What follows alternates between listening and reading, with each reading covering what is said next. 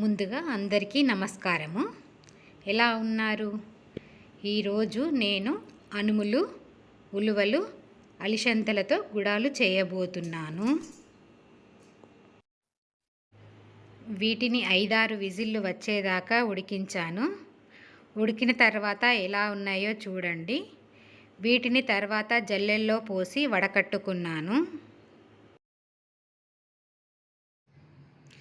కడాయి పెట్టుకుని కడాయి వేడెక్కాక 2 చెంచాల ఆయిల్ వేసుకున్నాను.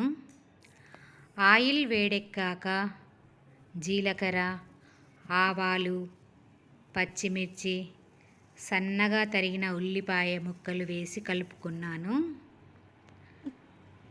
ఆ తర్వాత అల్లం వెల్లుల్లి పేస్ట్ వేసి పచ్చివాసన పోయే వరకు బాగా కలుపుకున్నాను.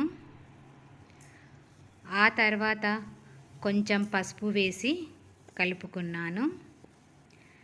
5-6 గంటలు నానబెట్టి ఉడకబెట్టిన గుడాలను ఈ పోపులో వేసి దాని రుచికి సరిపడా కారం, ఉప్పు వేసి కలుపుకున్నాను.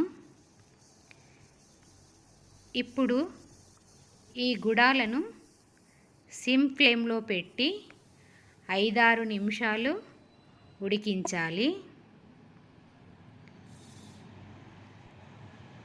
5-6 నిమిషాలు ఉడికించిన తర్వాత ఎలా వచ్చాయి చూడండి.